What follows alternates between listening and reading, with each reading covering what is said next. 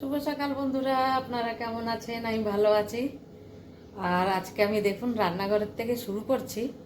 তো যখন ইয়ে মানে ভিডিও বানানোর দরকার তখন তো আমি বানাতে পারিনি, কেন কি সবার পছন্দ না, আমি একাই করি। তো বাড়ি আমাদের মালিক ছিল, তো ওই জন্য করিনি। তা এখন গেছে বাইরে, তা এখন ভিডিওটা বানাচ্ছি আপনাদের কিছু নতুন দেখানোর জন্য। এই দেখুন আমাদের পুরনো চিউনি, রান্নাঘরে নতুন চিউনি। তা এটা না ধাক্কা দিয়ে দিয়ে চলছিল, কিছু একটু জোগাড় করেছিলাম। এই যে ডাব্বা দেখছেন, ড্রাই ফ্রুটের ডাব্বা লাগিয়ে, তো জোগাড় কোম্পানি চলছিল এতদিন ধরে। তো ভালোই চলেছে, 5 বছর পর্যন্ত চলেছে এটা। তো আজকে এটাকে বিদায় দিলাম।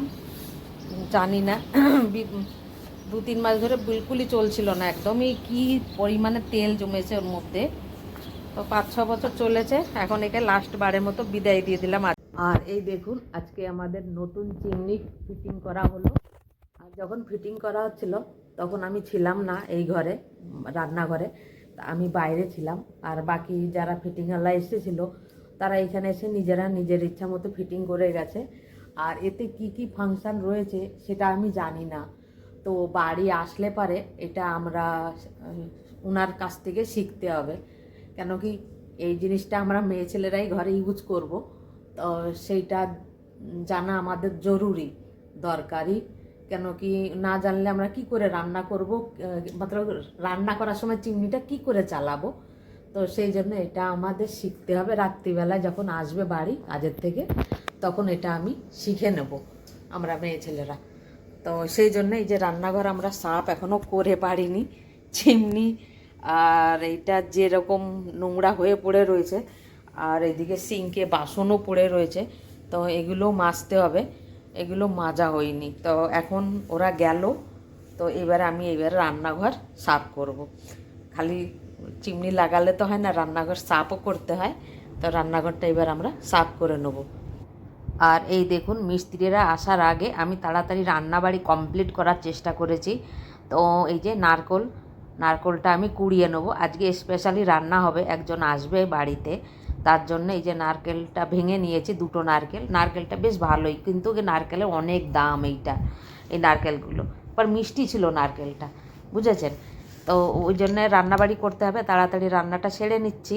তো সারার আগে আমাদের জিনিসপত্র তৈরি করে নিতে হবে, তবেই তো রান্না করব। তো এই যে নারকেলটা কুড়িয়ে নেবো। আর এই দেখুন নারকেল কুড়িয়ে আমি বানিয়েছি, এটা হচ্ছে তেলা কচুর ডগা দিয়ে মাছের মাথা দিয়ে তরকারি, এটা হচ্ছে মাথা দিয়ে ডাল, এটা চিংড়ি দিয়ে মালাইকারি, আর এটা হচ্ছে দই মাছ, আর এই পটল ভাজা। এই 5টাই বানিয়েছি। এর মধ্যে চলে এসেছে মিস্ত্রি চিংড়ি ঠিক করতে। সন্ধে এখন বাজে 7টার সময় দেখুন আকাশের এখনো বেলা ডুবিনি, বুঝেছেন। আর আমি এখানে দাঁড়িয়ে রয়েছি গাছে জল দেবো বলে। তো ওই দেখুন গাছ অনেক সময় হয়ে গেছে, সকালবেলায় জল দেব ভেবেছিলাম, ঠিক আছে, সকালবেলা দেবো ভেবেছিলাম, তো দেওয়া আর হয়নি। তো ভাবলাম এখন একটু জল দিয়ে দিই, এখনও দিন দেখা যাচ্ছে। আর আমি যদি এখন জল না দিই না, এই গাছগুলো একদমই ঢলে যাবে। একটুও জল নেই, দেখুন মাটি কীরকম শুকিয়ে পড়ে রয়েছে। এখানে জল দিলে পারে ফসল ভালো হয়, জল না থাকলে ফসল হয় না, তাই জল দেওয়াটা জরুরি। দেখুন সকালবেলা সত্যি কথা বলছি না, আমি একটুও জল পাই না। আর এই দেখুন পার্পল হার্ট, এটা বেগুনি কালারের এই যে শোপিস, দেখতে বেশ ভালোই লাগে। আর এতে ছোট ছোট ফুল আসে, হার্ট শেপের ফুলগুলো আসে, তো দেখতে বেশ ভালোই লাগে। আমি ওই জন্যে লাগিয়েছি ওই ফুলগুলো। আর এই যে পাতাগুলো দেখতে বেশ ভালো লাগে। আর এইটা হচ্ছে আমাদের নীলকণ্ঠ, ওই যে পাঁচ পাপড়িওয়ালা, 5টা পাপড়ি হয়। আর এইটা অ্যালোভেরাতে জল দিচ্ছি। অ্যালোভেরার তরকারিও ভালো লাগে খেতে, আর অ্যালোভেরার লাড্ডুও গুণকারী, আর অ্যালোভেরার জুসও ভালো, যে যেভাবে খেয়ে পারে। আমি তো এমনিই খাই, এইগুলো দারুণ টেস্ট লাগে, খারাপ লাগে না, বেশ টকটক লাগে। সবাই বলে তিতো, আর আমি বলি টকটক। এই যে অ্যালোভেরা, এগুলো টকটক লাগে আমার কাছে, আমার খেতে ভালো লাগে। এখন যার কাছে যেরকম স্বাদ সে সেরকমই বলবে, তো আমার কাছে তো টক টক লাগে, খেতে দারুণ লাগে। আমি আমার হিসাবেই বলছি।